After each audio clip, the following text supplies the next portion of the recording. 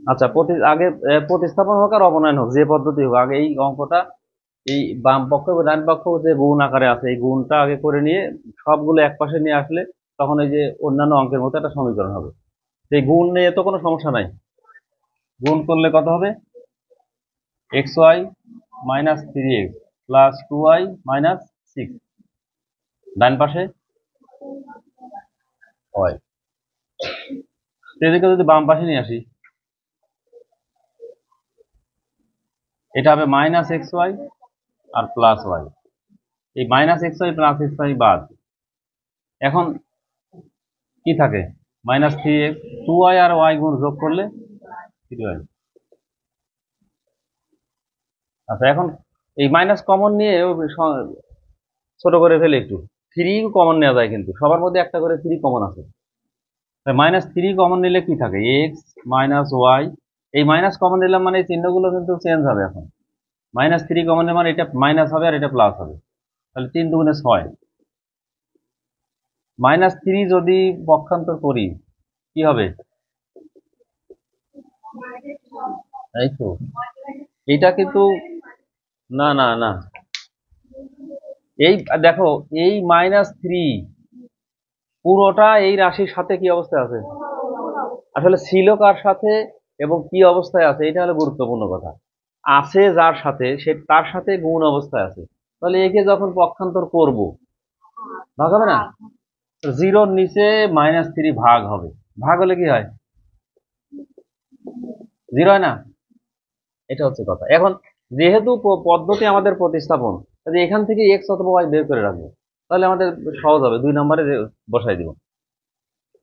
এখন এই x Y বের করার ক্ষেত্রে আবার একটু সমস্যা, তোমরা কি করো, এই মাইনাস ওয়াই সমান এই পাশে এসে মাইনাস এক্স মাইনাস টু হয়, তাহলে সবখানে মাইনাসের একটা গোলমাল লেগে গেল না? এতগুলো এই মাইনাসের ঝামেলা থেকে উত্তরণের জন্য সহজ বুদ্ধি করবে হলো ওয়াইটা ডান পাশে গেলে অসুবিধা নাই, তো এক পাশে থাকলেই হলো।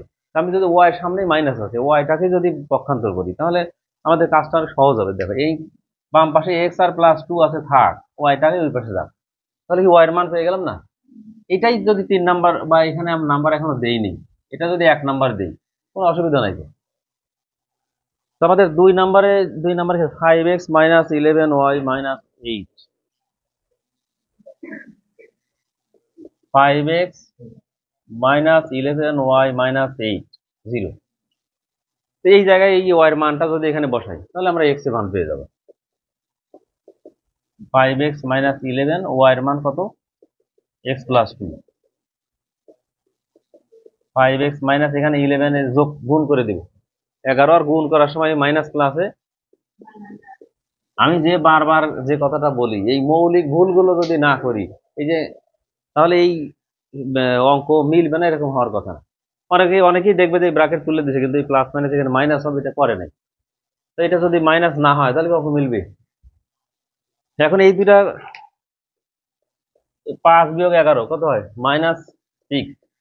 আর 22 আর 8 যোগ যোগ হয়ে যাবে, কারণ দুটাই মাইনাস চিহ্ন আছে, 22 আর 8-এ 30, তাহলে সিক্স এক্স, 30 ওই পাশে যাবে,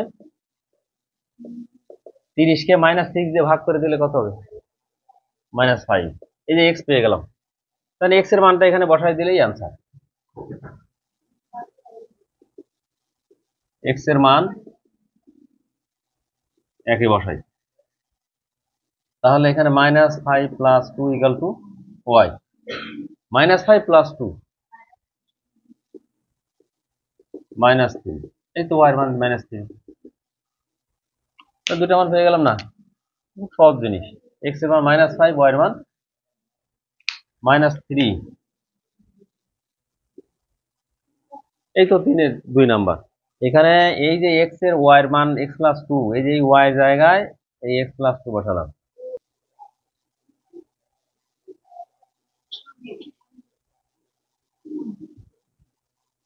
আবার এই যে শেষে কিন্তু একটা ভুল হচ্ছে, অনেকের খাতায় দেখলাম যে এক্স এর মান ওয়াই এর মান বের হয় কিন্তু অ্যান্সার লেখে না। আবার অ্যান্সার লিখলেও এখানেই কেউ কেউ অ্যান্সার লেখে, আসলে কিন্তু অ্যান্সার যেভাবে বলছিলাম ওভাবে না লিখলে কিন্তু হবে না।